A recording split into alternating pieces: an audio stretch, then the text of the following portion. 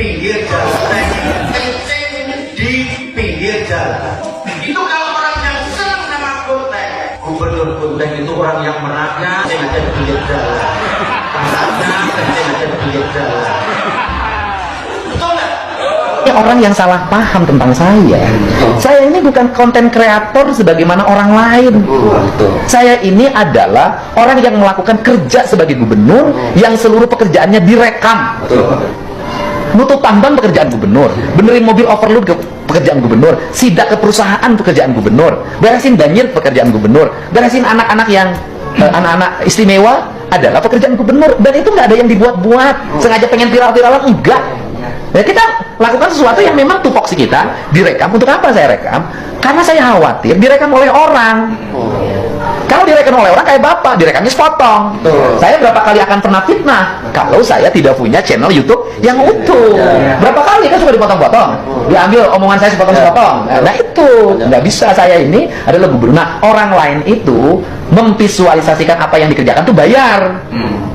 Ya kan, bayar ke influencer gitu istilahnya ya, bayar ke buzzer, bikin kontrak kerja dengan media baik media mainstream maupun media kan, walaupun media visual lainnya kan, itu kontraknya bayar itu puluhan miliar. Nah kalau saya nggak ada kontrak-kontrak yang besar-besar itu, justru saya bisa mengefisienkan belanja Provinsi Jawa Barat. Bikin laporan keuangan, kan nggak usah nyuruh influencer, posting aja di tempat saya, makan udah banyak, gratis. Jadi sebenarnya pemerintah ini terbantu dengan channel yang saya miliki. Akibat sering nyindir KDM, Gubernur Jawa Tengah dipermalukan rakyatnya sendiri.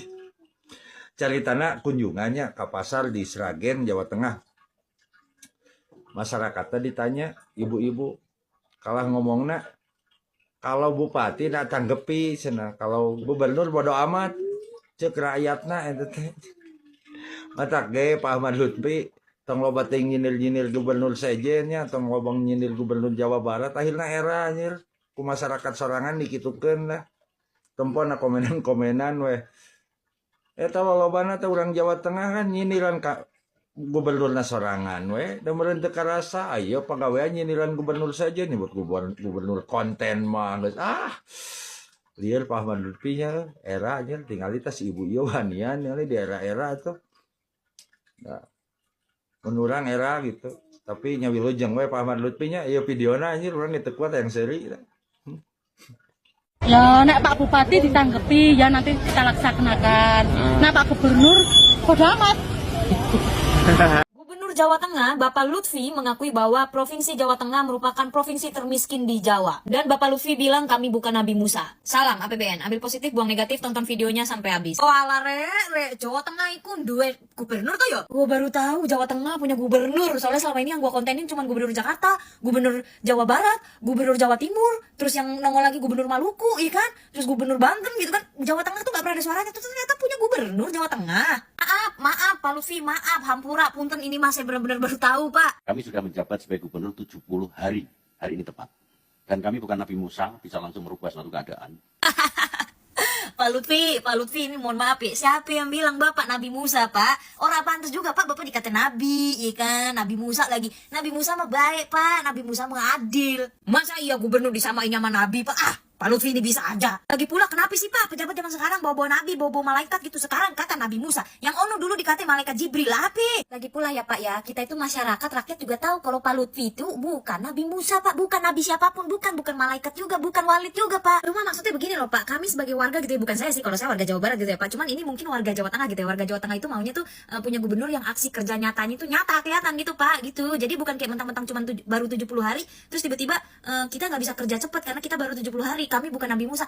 Bukan gitu Pak, enggak gitu, enggak. Solusinya bagaimana, rencana kedepannya apa. Tapi saya udah lihat nih rencana Bapak nih. Saya udah lihat nih Bapak memberikan dana hibah berapa nominalnya, 125 miliar untuk 1.200 bla bla bla ormas gitu Pak. Saya tahu ormas itu juga membantu pemerintah gitu ya. Ormas itu juga sah dimasukkan ke dalam biaya APBD gitu ya Pak ya. Tapi mungkin ormasnya kebanyakan gak sih Pak? Atau dana hibahnya kebanyakan gak sih Pak? Ya bisa iya bisa enggak sih. Sebenarnya ya gue percaya tidak semua ormas itu busuk gitu. Banyak juga loh ormas yang beneran kerja nyata ke lapangan gitu. Mereka itu bikin posyandu, mereka bantu penanganan bencana. edukasi remaja yang putus sekolah, melawan narkoboy, pendampingan hukum warga yang nggak mampu. Banyak deh, pokoknya nggak semua ormas itu busuk gitu. Cuman ini dana hibah kalau tidak diawasi, ya jadinya takutnya disalahgunakan. Apalagi nominalnya menurut gue gede banget nih. Takutnya kayak yang udah-udah. Takutnya nih ormas-ormasnya ini ormas yang hidup dari proposal dana hibah gitu loh. Programnya minimal tapi laporan keuangannya maksimal. Nah ini nih oknum-oknum ormas yang bandel-bandel. Kalau ditanya dana hibah atau dana untuk ormas itu penting nggak? Jawabannya penting. Kalau transparan, berdampak, dan positif. Kalau ditanya kebanyakan nggak 125 miliar? Bisa iya, bisa enggak. Bisa jadi kebanyakan kalau cuma dipakai untuk seremonial, dipakai untuk SPJ fiktif, sama buat jaga-jaga musim pilkada, itu bisa kebanyakan. Karena 125 miliar itu nggak akan langsung bikin Jawa Tengah itu sejahtera dan kaya raya. 125 miliar itu nominal yang besar banget ya untuk dana hibah, untuk ormas, dan untuk apapun itu. 125 miliar itu besar banget dan bisa banget untuk dipakai mensejahterakan rakyat Jawa Tengah kalau pemerintahannya, kalau pejabatnya, kalau ormasnya benar dan tepat sasaran. 125 miliar kalau dibagi ke 1.200 sekian ormas gitu ya, per orangnya bisa bawa pulang 100 juta loh, lumayan kan? Masalahnya 1.200 lebih ormas di Jawa Tengah itu semuanya aktif nggak? Semuanya beneran kerja nggak? Apa cuma fiktif? Masalahnya jumlahnya itu tidak main-main, 125 miliar. Kalau disalahgunakan bubar berabe sayang. Jangan salah loh, dana hibah itu bukan uang pejabat loh. Dana hibah itu uang rakyat loh. Dana hibah bukan uang malaikat, bukan uang nabi, bukan uang walid, bukan uang presiden, bukan uang pejabat, bukan uang gubernur. Uang rakyat sayang. Jadi uang 125 miliar itu ada semua uang rakyat Jawa Tengah. Setiap beli bensin, setiap beli makan, belanja rokok di warung, belum yang pungli-pungli. Itu tetes keringat warga Jawa Tengah itu ada di antara 125 miliar itu. Pertanyaannya ya, pertanyaan klasik aja. Uangnya akan balik lagi ke kamu atau enggak? Ada seorang gubernur bilang, gubernur gonteng kencing di pinggir jalan. Itu kalau orang yang senang sama gonteng, gubernur gonteng itu orangnya meraknya. Kencing saja di pinggir jalan. Ungkapan gubernur yang satu ini diduga nyindir ke KDM dan mendapat reaksi keras dari warganya sendiri.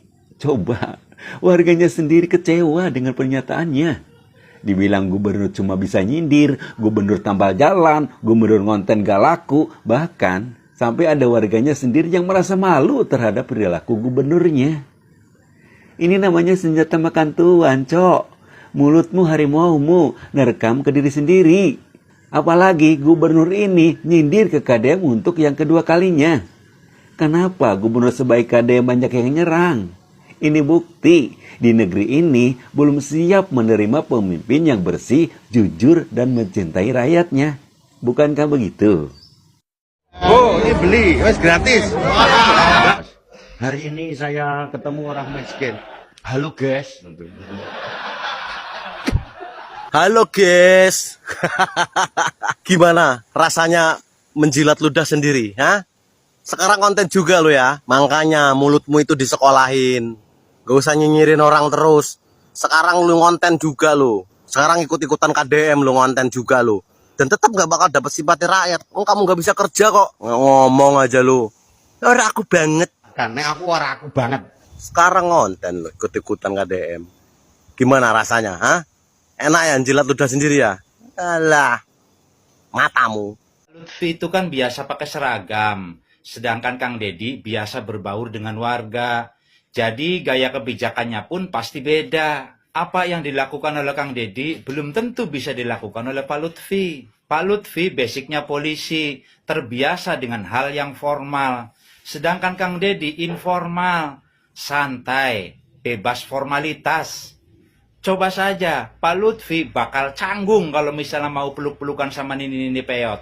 Kalau Kang Deddy mah sudah biasa. Tapi kalau Kang Deddy mah sudah biasa mengeluarkan isi kantong ketika hatinya tersentuh, itu Kang Deddy mah sudah biasa yang seperti itu. Nah, hal-hal yang sudah menjadi kebiasaan Kang Deddy seperti itu, oleh orang-orang yang tidak terbiasa, itu dianggapnya sebagai pencitraan. Kalau kata Pak Lutfi mah tidak alami, tidak akan ada hasilnya. Atau kalau menurut yang lain dikatakan demi konten, ingin selalu dipuji.